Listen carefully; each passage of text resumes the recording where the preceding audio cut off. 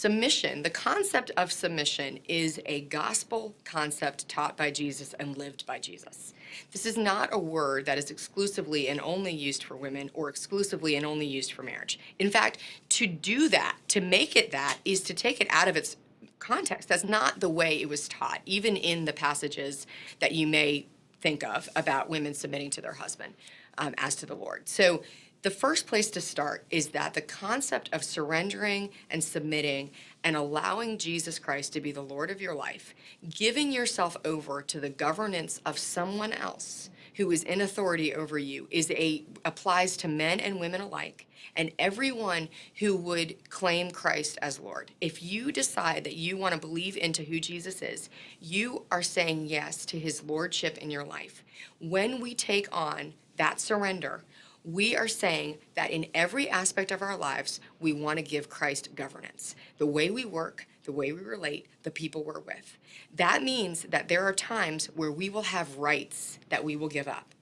To come under Jesus' lordship is to desire and want to give up your rights, knowing that he has a plan for the way that he can use your life. He gave up his rights to death. If you're following Christ, you've agreed to a life of submission. That's going to play out in every single relationship. Submission on the first level for me means I desire God's will in this situation more than my own. It's not I desire a certain way of living or it has to look a certain way or I always say no or I always say yes. It's not that. It's I desire God's will for my life first and foremost. And when it comes to making decisions, I submit myself to God's will for my life, even when it's not what I want. That plays out in little ways and in big ways. Little ways that I think submission plays out in every relationship in your life. When you hold your tongue when you want to speak. When you ask for forgiveness, even when you want the other person to ask for forgiveness first. When you let something go, even when you know the person hurt you intentionally and willfully, and you let it go anyway. When you choose to love somebody who's not that lovable. All of that is about submission. Now take that out of every relationship we're in and put it into the context of your marriage. We're sort of talking about the same things.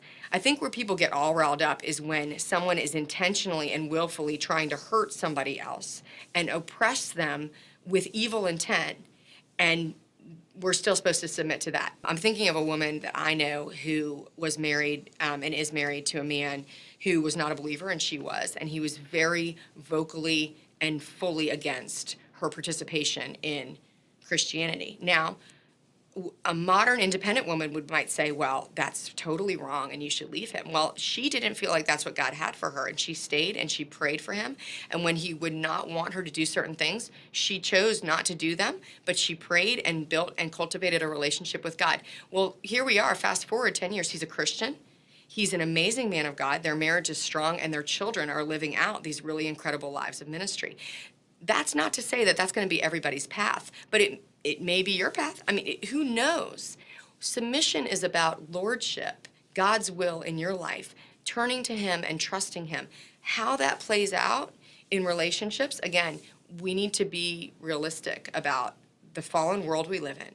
There can be toxic things that happen, and not everything is going to end up the way it's not all redeemed on this earth. So that may mean that your marriage could end in divorce if there's toxic, violent parts to it. That submission doesn't mean staying in that, but it also doesn't mean claiming our rights all the time and not being willing to have God's will be at play in difficult situations.